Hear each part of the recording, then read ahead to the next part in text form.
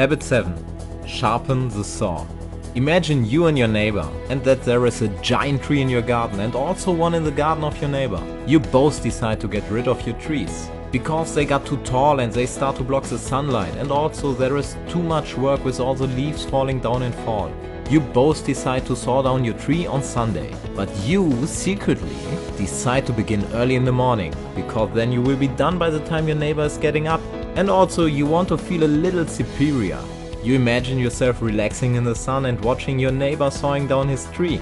On Sunday you get up early and get your old saw out of the basement and start at 9 AM. After 3 hours of sawing you got 1/3 of the work done. And your neighbor gets out and says, "Oh, why did you start so early?" And you reply, "You know, I woke up early and I'm a productive person."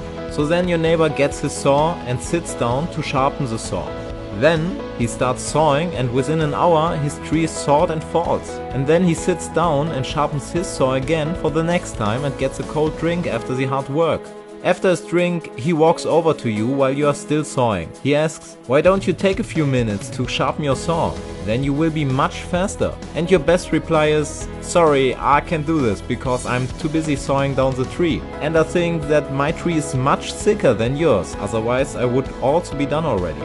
I really like this little story. It shows what we all do in some areas. We don't take the time to regenerate ourselves. And in this case, regenerate the saw, so to speak. When it comes to things, it seems pretty normal that we need some extra time for their maintenance. We never run out of gas because we are too busy refilling the tank. But we often forget to sharpen our saw and regenerate when it comes to our mind and our body. There are 4 areas we have to maintain regularly: our physical self, our mental self, our spiritual self, and our social emotional self. Great tools I use for regeneration and sharpening the saw are stretching and working out for my body. I read, learn and meditate constantly for regenerating my mind. I visualize my goals and roles in life at least once a month for my spiritual self. And meet and laugh with friends and family in person, not via Facebook or Twitter, for my social emotional self.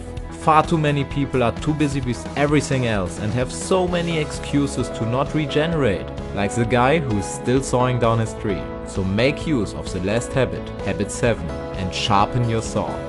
Did you know that there is an 8th habit that is called Find Your Voice? And did you know that the 7 habits of highly effective people are based on 4 underlying principles? If you want to find out more, make sure to click on the video. To make sure you fully understand these life-changing habits, you can watch my special comprehensive video on the 7 habits of highly effective people. And guys, don't keep these golden nuggets for yourself and share with a friend who this could help. And don't forget to click the like button and make sure to subscribe and never miss a single video.